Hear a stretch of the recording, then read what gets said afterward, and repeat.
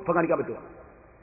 എന്നാ ഇപ്പൊ തന്നെ കാണിക്കുക. بعد ذلك صلى خادم الحرمين الشريفين ركعتي تحية المسجد.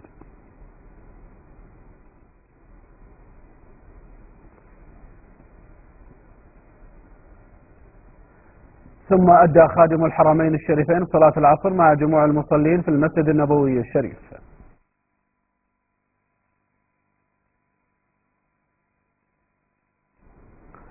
عقب ذلك تشرف بالسلام على رسول الله صلى الله عليه وسلم وصاحبيه رضي الله عنهما.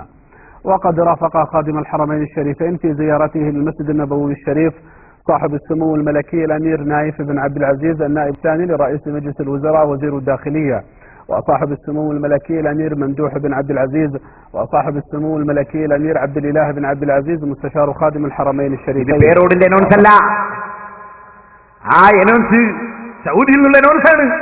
മൗലവിയോട് ചോദിക്കട്ടെ, മൗലവി കഴിഞ്ഞ പ്രാവശ്യം വന്നപ്പോൾ വെല്ലുവിളി നടത്തിയിരുന്നു എന്നെ, മദീനയിൽ പ്രസംഗിക്കാൻ പേരോടിന് ധൈര്യമുണ്ടോ, പെർമിറ്റ് കൊണ്ടുവരാതെ. ഞാൻ പറഞ്ഞു കൊണ്ടുപോവാ പെർമിറ്റ്, റെഡി. ഇപ്പൊ വന്നിട്ട് മോപ്പർ റെഡിയായോ മൗലവി?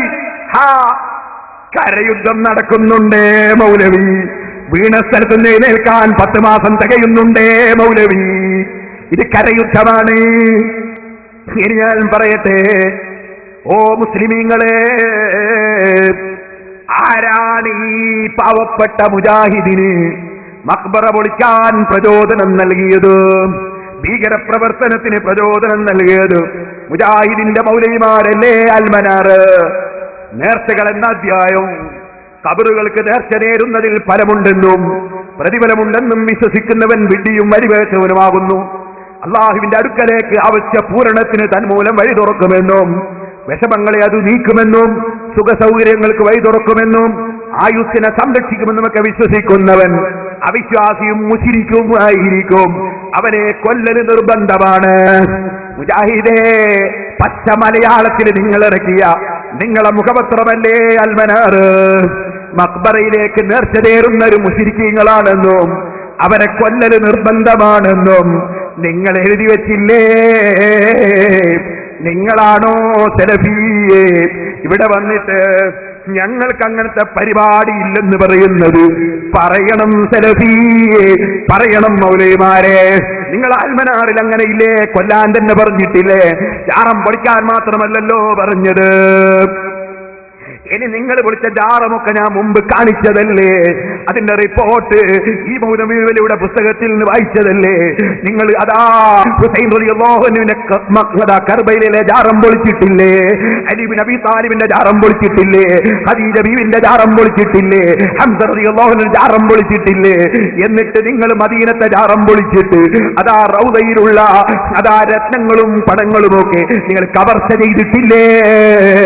നിങ്ങൾ കഅബത്തൊന്നും കവർച്ച ചെയ്തിട്ടില്ലേ?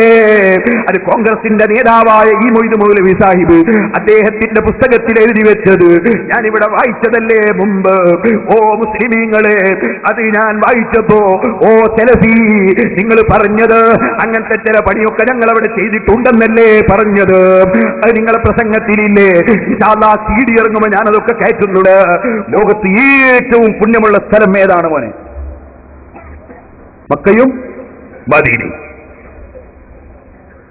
മക്കയിൽ കഅബ ശരീഫിന്റെ സമീപം, മദീനയിൽ റൗള ശരീഫിന്റെ സമീപം. ഒരു മുസ്ലിമിനും തർക്കല്ല. ഏത് സാധാരണക്കാരനും പറയും. അതറിയാത്ത സാധാരണക്കാരനുണ്ടോ ഈ മുജാഹിദ് മൗലവിമാരല്ലാതെ? എന്നാൽ നിങ്ങൾ ചിന്തിക്കുക, ആ മക്കയിലും മദീനയിലും പോയിട്ട് മഖബറ പൊളിച്ച കമ്പനിയല്ലേ ഇവര്? കൊള്ള ചെയ്ത കമ്പനിയല്ലേ ഇവര്? നാടുകാണി ഇവർക്കൊരു വിഷയ. ഞാൻ വായിച്ചു കേൾപ്പിക്കുക, കേട്ടോളി. ഇതെന്താ സാധനം? ഇന്ത്യൻ മുസ്ലിങ്ങളും സ്വാതന്ത്ര്യ പ്രസ്ഥാനവും ഈ മൊയ്ദ് മൗലവി എഴുതിയതാണ്. അയാൾ മുജാഹിദാണ്, സുന്നിയല്ല. ഈ പുസ്തകത്തിന് അവതാരിക എഴുതിയത് CH മുഹമ്മദ് വായ സാഹിബാണ്. ഈ പുസ്തകത്തിൽ അയാൾ എഴുതുന്നത് കണ്ടോ? ഈ മൊയ്ദ് മൗലവി ഷെയ്ഖിന്റെ വഫാത്ത് എന്ന് പറഞ്ഞാൽ ഇബ്നു അബ്ദുൽ വഹാബിന്റെ വഫാത്ത്, നിര്യാണം. ഏതാണ്ട് 90 വയസ്സ് പ്രായമെത്തിയ ഷെയ്ഖ് മുഹമ്മദ് ബിൻ അബ്ദുൽ വഹാബ് ഹിജ്റ 1206 ക്രിസ്താബ്ദം 1792 ഇഹലോകവാസം വെടിഞ്ഞു. ഇയാൾ ചെയ്ത പണി എന്താ? ഇയാൾ ജനിച്ചത് നജിദിലാണ്.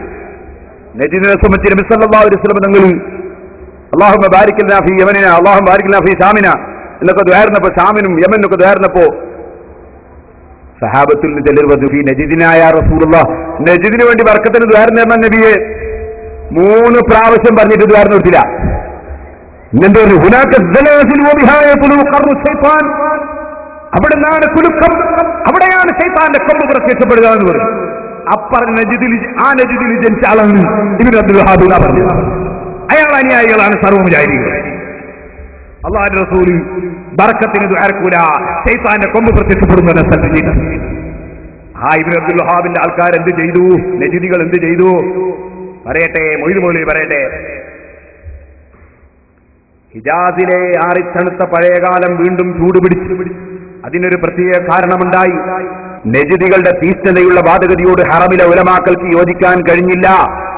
ഹറമിലെ ഉലമാക്കള് നജിദികളുടെ അഭിപ്രായത്തോട് യോജിച്ചില്ല. ബുഖാരിയിൽ നമ്മൾ നേരത്തെ എന്തായാലും പഠിച്ചത്, ബുഖാരിയിൽ ഒരു അധ്യായം നബി സല്ലല്ലാഹു അലൈഹി വസല്ലം തങ്ങൾ പറഞ്ഞതിൽ പറയുന്ന അധ്യായം, വഹല്ല അല ഇത്തിഫാഖി അഹ്ലുൽ ഇൽം, വിവരമുള്ളവർ ഒരു വിഷയത്തിൽ യോജിച്ചാൽ ആ യോജിച്ച വിഷയത്തെ സ്വീകരിക്കണം എന്ന് അല്ലാഹുവിന്റെ റസൂൽ സല്ലല്ലാഹു അലൈഹി വസല്ലം പ്രേരിപ്പിച്ചതിൽ പറയുന്ന അധ്യായം. വമജ്തമ അലൈഹിൽ ഹറമാനി, മക്കയിലെ ഹറമും മദീനയിലെ ഹറമും ഒരു കാര്യത്തിൽ യോജിച്ചാൽ ആ യോജിച്ചത് അംഗീകരിക്കണം എന്നത് പഠിപ്പിക്കുന്ന അധ്യായം. ഇനി കേട്ടോളി. അവർ വീണ്ടും ഷരീഫിനെ സമീപിച്ചു. ഷരീഫ് അന്നത്തെ ഭരണാധികാരിയാണ്.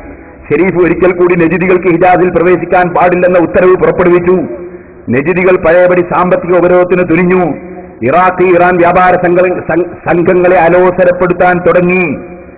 അങ്ങനെ പിന്നെ വെച്ചാൽ വ്യാപാരത്തിന് പോകുന്ന ആളുകളെ കൊള്ള ചെയ്യാൻ തുടങ്ങി വരും. എന്നിട്ട് പിന്നെന്താ ചെയ്തത്? മുജാഹിദീങ്ങൾ ചെയ്ത പണിയായി പറയുന്നത്. എന്നാൽ ഇത്തവണ ഈ തീപ്പൊരികൾ മധ്യ ഇറാഖിലും ഇറാനിലും എത്തി.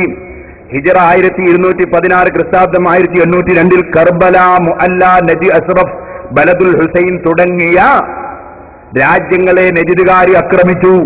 അവിടങ്ങളിലെ ധനങ്ങളും ഖജാനകളും രത്നങ്ങളുമെല്ലാം പിടിച്ചെടുത്തു. അവ പട്ടാളക്കാരുടെ ഇടയിൽ വിതരണം ചെയ്തു. ഖബറുകളുടെ മേൽ പടുത്തുയർത്തിയിരുന്ന എടുപ്പുകൾ പൊളിച്ചു നീക്കി. ഖബറുകളുടെ മേൽ എടുത്ത എടുപ്പുകൾ പൊളിച്ചു നീക്കി. അവിടുന്ന് ആളുകളെ സംഖ്യകൾ മുഴുവനും കവർച്ച ചെയ്ത് ഖജനാവുകളും രത്നങ്ങളും കയ്യിലാക്കി കവർച്ച ചെയ്തിട്ട് വിതരണം ചെയ്തു. ആര്? മുജാഹിദുകളുടെ നേതാക്കന്മാര്. തീർന്നില്ല, ഇനിയും കേട്ടോ. ഹിജറ 1318 മുഹറം 8 1803 ഏപ്രിൽ 3 ഇബ്നു അബ്ദുൽ അസീസ് വിജയപേരി മുഴക്കിക്കൊണ്ട് പരിശുദ്ധ മക്കയിൽ പ്രവേശിച്ചു. പരിപാവനമായ കഅബയിൽ ഉണ്ടായിരുന്ന വിലപിടിച്ച സാധനങ്ങളും രത്നങ്ങളും നാണ്യങ്ങളും അടക്കം ചെയ്ത ഭണ്ഡാരം അധീനപ്പെടുത്തി. അവ പട്ടാളക്കാർക്ക് വീതിച്ചു കൊടുത്തു. ഖബറുകളുടെ മേൽ തുർക്കികളും മറ്റും നിർമ്മിച്ചിരുന്ന ഗോപുരങ്ങളും കുബകളും പൊളിച്ചു നീക്കി. ഇബ്നു അബ്ദുൽ വഹാബിന്റെ മുജാഹിദിന്റെ ആളുകൾ മക്കയിൽ കടന്നിട്ട്, ഈ മൊയ്ത് മൗലവി കോൺഗ്രസിന്റെ നേതാവാണ്, മുജാഹിദിന്റെ നേതാവാണ്, അദ്ദേഹം എഴുതുകയാണ്, ഖബറുകളുടെ മേലുള്ള കുബ്ബകൾ പൊളിച്ചു നീക്കി, കഅബത്തിലുള്ള രത്നങ്ങൾ കവർച്ച ചെയ്തു. അവരെ നേതാക്കന്മാർ എടുത്ത പണി പറയാണ്. അങ്ങനെ എന്നിട്ട് അവസാനം പറയാണ്, പിറ്റേ കൊല്ലം മദീന മുനവ്വറയും കൈവശപ്പെടുത്തി. അവിടെയും മക്കയിൽ ചെയ്ത പോലുള്ള പ്രവർത്തികൾ ചെയ്തു. ഖബറുകളിലെ കുബ്ബ പൊളിച്ചത് വലിയ എതിർപ്പിനു കാരണമായി. ഇങ്ങനെ മക്കയിലും മദീനയിലും പോയി മഹാന്മാരെ ഖബറ് പൊളിക്കുകയും രത്നങ്ങളും പണങ്ങളും അതാ കവർച്ച ചെയ്യുകയുമാണ് മുജാഹിദിന്റെ നേതാക്കന്മാർ ചെയ്തിട്ടുള്ളത് എന്ന് മുജാഹിദ് നേതാക്കൾ തന്നെ എഴുതി വെച്ചിരിക്കുകയാണ്. ഇനി സഹോദരന്മാരെ, അവരൊരുപാട് ആളുകളെ കൊന്നിട്ടുണ്ട് ഈ പണിക്ക് വേണ്ടി. അത് മുജാഹിദിന്റെ പത്രമായ അൽ-ഇത്തിഹാദ് എന്ന ഈ പത്രത്തിൽ പറഞ്ഞിട്ടുണ്ട്.